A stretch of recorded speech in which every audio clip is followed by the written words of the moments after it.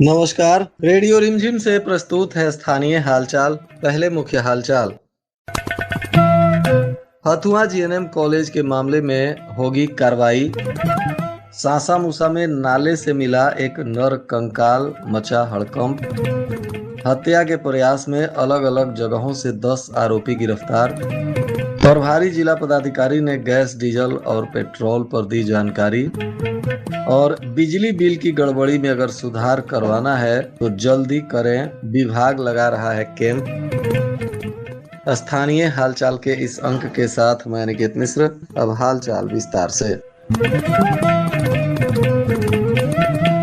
Hathua GNM nursing college में पढ़ाई के दौरान शादी करने पर रोक का नोटिस चस्पा कर दिया गया था और यह नोटिस तेजी से वायरल हुआ, जिसके बाद जिला पदाधिकारी पवन कुमार सिन्हा तक यह नोटिस पत्रकारों के माध्यम से पहुंची। उन्होंने तुरंत संज्ञान लिया। उन्होंने बताया कि शादी करने वाली छात्राओं का नामांकन रद्द करने की जो चेतावनी भरी नोटिस जारी की गई थी उस पर जांच किया गया है और 24 घंटे में जांच रिपोर्ट भी मांगी गई है। साथ ही तत्काल प्रभाव से इस आदेश को रद्द किया गया है और अगर इसके अलावा विद्यालय की प्रधानाचार्या पर सो कॉज नोटिस भी जारी किया गया है। इस संदर्भ में सिविल सर्जन वीरेंद्र प्रसाद ने बताया है कि सो कॉज नोटिस का जवाब अगर संतुष्टिजनक नहीं सामने आता है तो ऐसे में विभागीय कार्रवाई भी की जाएगी। इस संदर्भ में आज प्रभारी जिला पदाधिकारी से बातचीत की गई तो उन्होंने बताया, सर, हथुआ जीएनएम स्कूल में एक प्रिंसिपल के द्वारा नोटिस हुआ है जिसने कि शैक्षणिक के दौरान लड़कियों को शादी नहीं करने का बात बताया गया था। उस पर क्या कार्रवाई हुआ है, क्या अभी तक क्या अपडेट है?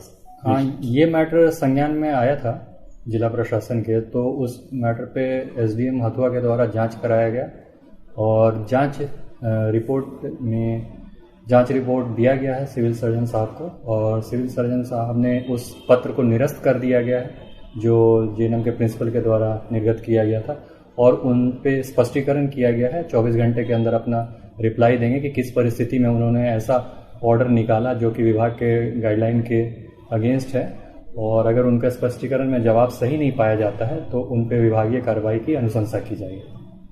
आज कुचायकोट थाना क्षेत्र के सासा मूसा में नाले से एक नर कंकाल मिला, जिसके बाद पूरे इलाके में हड़कंप मच गया। बताया जा रहा है कि पुलिस ने इस नर कंकाल की पहचान भी कर ली है। दरअसल मामला 2 साल पुराना बताया जा रहा है। 2 वर्ष पहले एक युवक जो सासा मूसा के ध्रुव प्रसाद का 19 वर्षीय पुत्र चंदन कुमार था, यह अपने दोस्तों के साथ घर से निकला था और लापता हो गया था। काफी खोजबीन के बाद भी उसका कहीं कोई सुराग नहीं मिला, जिसके बाद पुलिस को आवेदन दिया गया। बताया जा रहा है कि 28 फरवरी 2024 को यह युवक घर से लापता हुआ था और घर से अपने दोस्तों के साथ ही निकला था, जिसके बाद उसकी मां सविता देवी ने कुचायकोट थाने में सासा मूसा गांव निवासी चंदन कुमार के 3 दोस्तों अमरनाथ केसर, दीपक कुमार और मन्नू कुमार के खिलाफ नामजद प्राथमिकी दर्ज कराई थी। परिजनों ने आशंका जताई थी कि ये तीनों दोस्त बहला फुसलाकर चंदन को घर से ले गए और उसकी हत्या कर दिए। इस मामले में लंबे समय तक पुलिस जांच कर रही थी, परंतु कोई ठोस सुराग हाथ नहीं लगा था। हाल ही में पुलिस अधीक्षक विनय तिवारी द्वारा पुराने मामलों की समीक्षा के दौरान इस केस को फिर से खोला गया। पुनः जांच शुरू होने के बाद पुलिस को अहम सुराग मिले, जिसके आधार पर 2 आरोपियों दीपक कुमार और मन्नू कुमार को गिरफ्तार किया गया। पुलिस ने पूछताछ में दोनों आरोपियों ने अपना जुर्म कबूल करते हुए बताया कि उन्होंने अपने एक अन्य साथी के साथ मिलकर चंदन कुमार की हत्या कर दी और शव को नाले में फेंक दिया। हत्या का कारण प्रेम प्रसंग बताया जा रहा है। सूत्रों की माने तो मृतक चंदन का आरोपी दीपक कुमार की बहन के साथ प्रेम प्रसंग चल रहा था, जिससे नाराज होकर आरोपियों ने इस वारदात को अंजाम दिया। पुलिस आरोपियों की निशानदेही पर घटना स्थल के पास नाले की तलाशी की, जहां से कंकाल के अवशेष, खोपड़ी और कुछ अन्य साक्ष्य बरामद किए गए। मामले पर एफएसएल की टीम को भी बुलाकर जांच कराई गई और सभी साक्ष्यों को वैज्ञानिक परीक्षण के लिए भेजा गया है। पुलिस का कहना है कि गिरफ्तार आरोपियों को न्यायिक हिरासत में भेजने की प्रक्रिया चल रही है। वहीं फरार तीसरे आरोपी को भी गिरफ्तार करने के लिए पुलिस छापेमारी कर रही है। इधर परिजनों ने आरोप लगाया है कि घटना के समय तत्कालीन थाना प्रभारी द्वारा युवक की तलाश के नाम पर उनसे मोटी रकम ली गई थी। बावजूद इसके मामले में कोई ठोस कार्रवाई नहीं की गई और आरोपी पक्षों से भी पैसा लेकर इस मामले को लीपापोती कर दी गई। इसके कारण इस घटना का उद्भेदन होने में इतना समय लग गया। घटना के बाद परिजनों का रो रो कर बुरा हाल हो गया है। अब पुलिस इस पूरे मामले की निष्पक्ष जांच करने की भी बात कह रही है। फिलहाल इस खुलासे के बाद इलाके में सनसनी फैल गई है और लोग पुलिस पर आगे की कार्रवाई को लेकर नजर भी बनाए हुए हैं।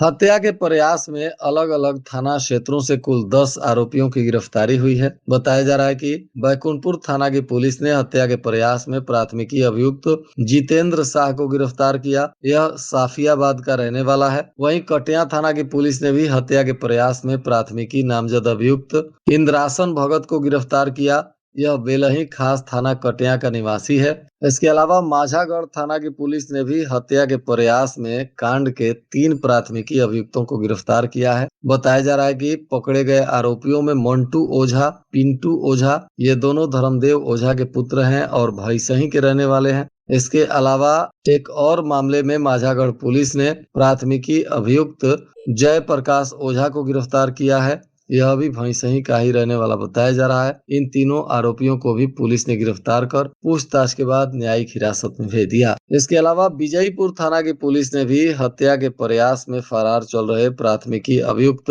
रामजन यादव को गिरफ्तार किया। यह आरोपी विजयपुर का ही रहने वाला बताया जा रहा है। साथ ही विजयपुर पुलिस ने एक मामले में फरार चल रहे प्राथमिकी अभियुक्त अजय राम, सुनील राम और अरविंद राम तथा अशोक राम को गिरफ्तार किया। यह चारों राम नक्षत्र राम के पुत्र हैं और सुदामा चक थाना विजयपुर के रहने वाले हैं। इन पर भी पुलिस टीम पर हमला करने का आरोप है और इसी मामले में चारों की गिरफ्तारी हुई है।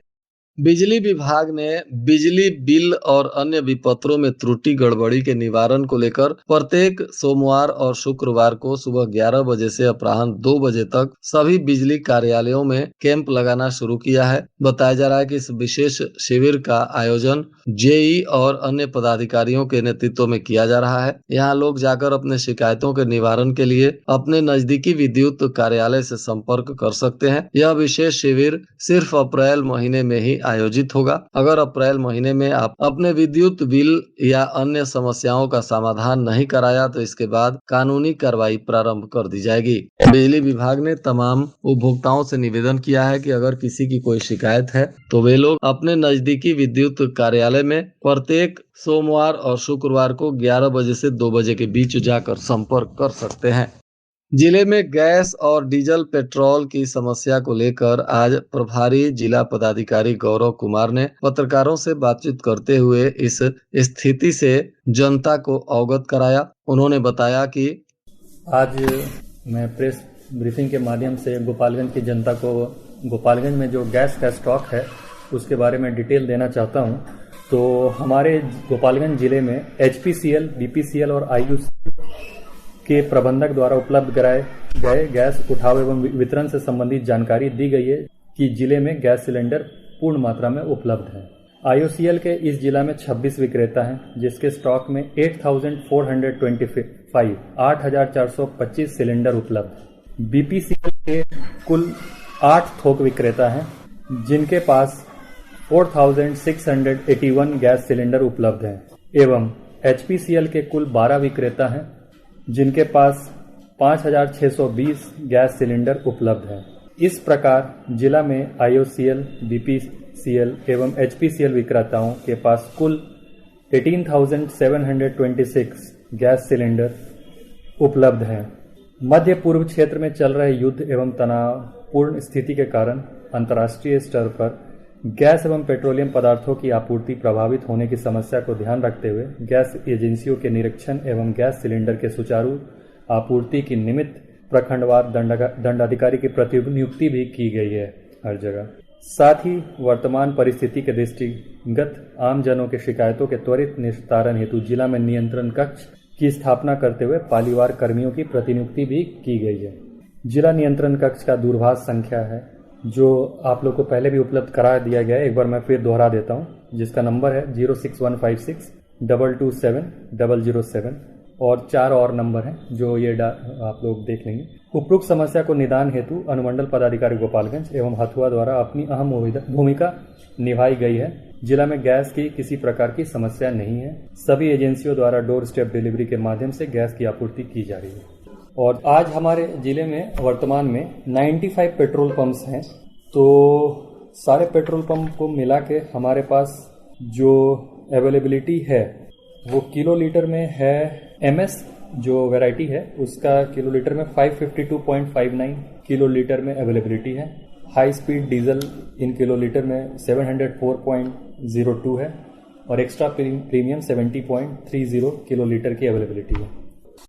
पोस्ट ऑफिस की योजनाओं के संदर्भ में आज प्रधान डाकघर गोपालगंज के पब्लिक रिलेशन अधिकारी से हमारे संवाददाता की बातचीत हुई। इस दौरान उन्होंने बताया, नमस्कार दोस्तों, गोपालगंज की जनता से मैं अपील करता हूं। मैं राजीव कुमार सिन्हा, PRI कम मार्केटिंग एग्जीक्यूटिव गोपालगंज, कि आप अधिक से अधिक संख्या में प्रधान डाकघर गोपालगंज के कैंपस में आवें और सीधे आधार सेंटर जो हमारा बना हुआ है उसमें आधार में जो पदाधिकारी हैं उनसे मिलें। जो भी आपकी आधार में समस्या है उसको, जो त्रुटियां हैं उसको ठीक की जाएगी और हमारे कैंपस में जो डाकघर पासपोर्ट सेवा केंद्र हैं उसका लाभ लें और अधिक से अधिक संख्या में SB खाता खुलवावें, PLI करवावें, RPLI करवावें, जो कि सरकार की बहुत अच्छी इंश्योरेंस पद्धति है। Postal life insurance, rural postal life insurance, जो आपको कम प्रीमियम अधिक बोनस और सरकार की सबसे महत्वाकांक्षी योजना है, उसका लाभ लें। अधिक जानकारी के लिए हमसे संपर्क करें। हमारे प्रधान डाकपाल संजय कुमार वर्मा से संपर्क करें। धन्यवाद। पुलिस अधीक्षक विनय तिवारी के निर्देश पर सभी थाना की पुलिस शराब तस्करों पर कार्रवाई करने के लिए लगातार अभियान चला रही है। इसी कड़ी में सिधवलिया थाने की पुलिस ने हसनपुर छरकी बांध पर छापेमारी करते हुए एक मोटरसाइकिल से 90 लीटर चुलाई शराब को बरामद किया है। इसके साथ 2 आरोपियों की गिरफ्तारी हुई है। ये दोनों आरोपी सिधवलिया थाना क्षेत्र के ही बली छापर गाँव के रहने वाले राजू राम और मनी राम बताए जा रहे हैं। इनकी मोटरसाइकिल को भी जब्त किया गया है और अब दोनों पर विधिक कार्रवाई की जा रही है। थामे प्रखंड के नारायणपुर आंगनबाड़ी केंद्र पर पोषण पखवाड़ा का आयोजन हुआ। बताया जा रहा है कि इस दौरान मातृ एवं शिशु स्वास्थ्य को केंद्र में रखते हुए कई जागरूकता कार्यक्रम का आयोजन किया गया। कई तरीके से लोगों को जागरूक किया जा रहा है। बाल विकास परियोजना पदाधिकारी संगीता कुमारी ने कहा कि कुपोषण से लड़ाई केवल सरकारी प्रयासों से संभव नहीं है, इसके लिए समाज की सक्रिय भागीदारी भी आवश्यक है। भारतीय कृषि अनुसंधान परिषद का पूर्वी अनुसंधान परिसर पटना के द्वारा गोपाल नारायण सिंह विश्वविद्यालय रोहतास के BSc कृषि के 42 विद्यार्थियों के लिए प्रशिक्षण सह प्रक्षेत्र भ्रमण का कार्यक्रम आयोजित किया गया। इस अवसर पर विद्यार्थियों ने संस्थान में संचालित विभिन्न अनुसंधान एवं प्रसार गतिविधियों का अवलोकन किया तथा उर्वरक के संतुलित उपयोग के संबंध में व्यवहारिक जानकारी भी प्राप्त की। इस दौरान संस्थान के कार्यकारी निदेशक डॉक्टर आशुतोष उपाध्याय ने अपने अध्यक्षीय उद्बोधन में कहा कि वर्तमान परिप्रेक्ष्य में कृषि को टिकाऊ एवं लाभकारी बनाने के लिए आधुनिक एवं वैज्ञानिक तकनीकों को अपनाना अत्यंत आवश्यक है। और आज के मौसम का तापमान गोपालगंज में न्यूनतम 27 डिग्री सेल्सियस और अधिकतम 38 डिग्री सेल्सियस रहने की संभावना है। अंत में मुख्य हालचाल एक बार फिर। हथुआ GNM कॉलेज के मामले में होगी कार्रवाई। सासा मूसा में नाले से मिला एक नर कंकाल, मचा हड़कंप।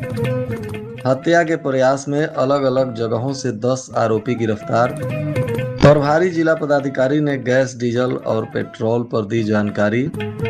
और बिजली बिल की गड़बड़ी में अगर सुधार करवाना है तो जल्दी करें, विभाग लगा रहा है कैंप।